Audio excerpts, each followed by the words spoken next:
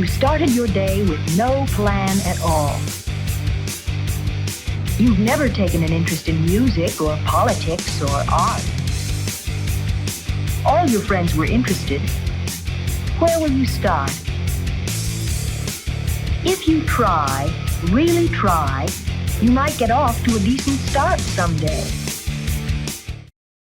My name is Jack Ream, and my relationship to you is I'm your grandfather. What can you tell me about the history of the food pantry? Well, a food pantry is the solution to a problem that the community didn't know it had. All of the food pantries in the community had one complaint.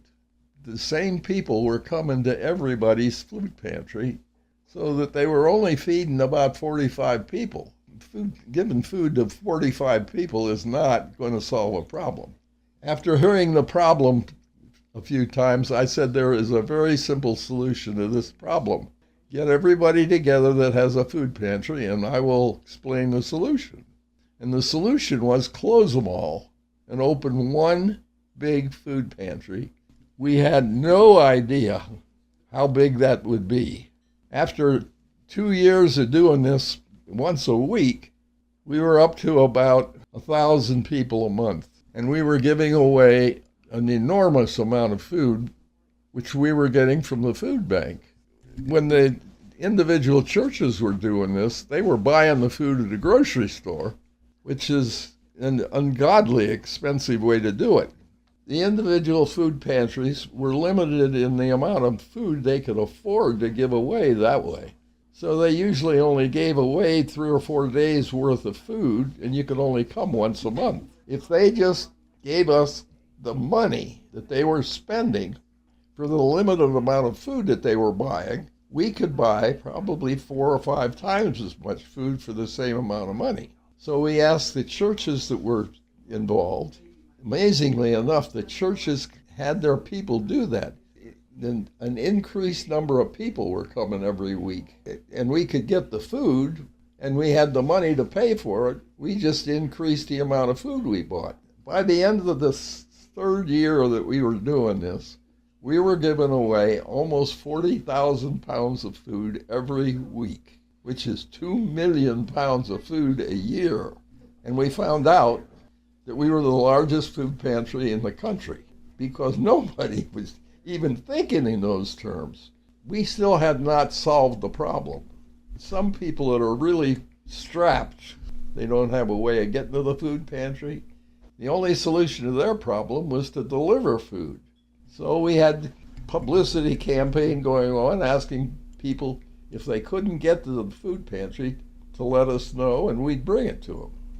We had ended up serving anywhere from 35 or 40 a week to 70 a week people. So once we got that going, we could say honestly, we have ended hunger in Tuscarawas County. Because if you live in Tuscarawas County and you can't get food, you call us and we'll bring it to you. One of the things that most people don't know, the state gives money and food to the food banks. And they do that so that the food banks get their food from farmers. Farmers can afford to plant enough to make their commitments. If the grocery chains don't buy the food and the farmer delivers the food to a food bank, the government pays them for the food and the cost of the transportation. We have farmers that take the stuff that we can't give away to the general public, they collect it and give it to their livestock. So none of it gets wasted. Can you explain the difference for people who might not know the difference between a food bank and a food pantry? Food bank collects large quantities of food, way below wholesale, and they distribute it to the people that are giving it to the public, which is the food pantry. And they buy their food from the food bank. They have to follow certain rules, but they can't charge for anything that's given to them. Why do you think other food pantries and food banks aren't ending hunger in their counties? Because it's too much trouble for them. I say that critically, intentionally. I have to be careful what I say here because The church and I have a lot of disagreements. I respect the idea behind the churches, but I don't think that any of them do their job. I have to be careful how I do that because I need their help in solving some of these problems. But I frequently let them know they are not doing their job. Rarely do I get an argument. And the minister doesn't want to lose control of it for one reason or another. It's not exactly what he's supposed to do because he's supposed to be doing what God wants him to do. This is God's food pantry. We don't make the policies. We don't have any policies. Nobody gets paid, and everybody works at it, whatever they want to work at, for as long as they want to work at it. And you don't make people verify their income with you guys? They have to sign a piece of paper that says their income is below a certain level, which is set by the government. If you get here, you get food. Because we don't have enough time to find out whether you're telling us the truth or not, it doesn't make any difference. When you have 800 people in there for 15 minutes, how are you going to check on everybody's income? You can't. It's impossible. If you're not honest, that's not my problem. That's God's problem. And I let God handle it. And sometimes he does. The only rule we have is if you get to the food pantry when we're open, you're going to get food. We have people come from Akron, Zanesville, Cambridge, Byesville, because it's worth the trip.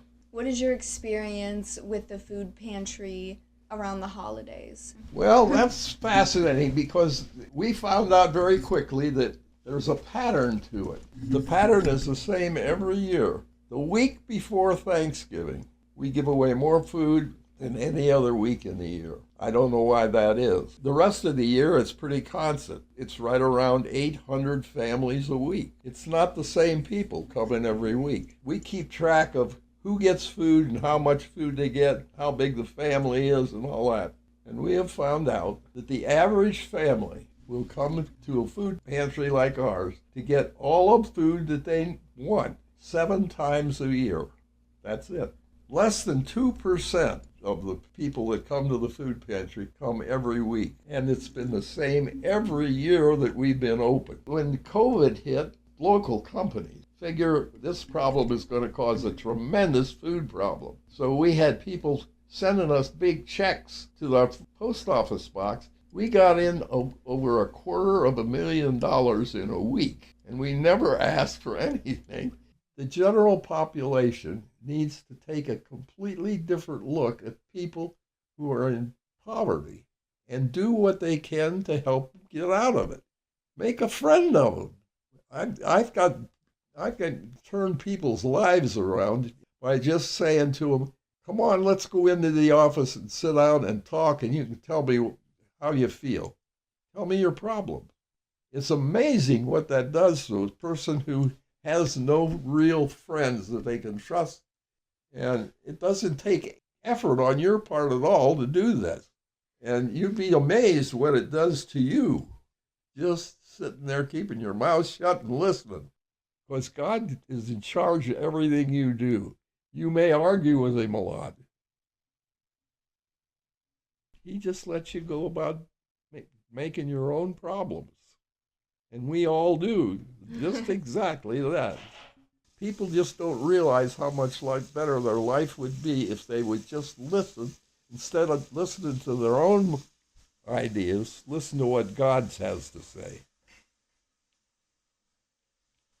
My advice for all my children and grandchildren is that, okay? And none of them take advantage of that advice.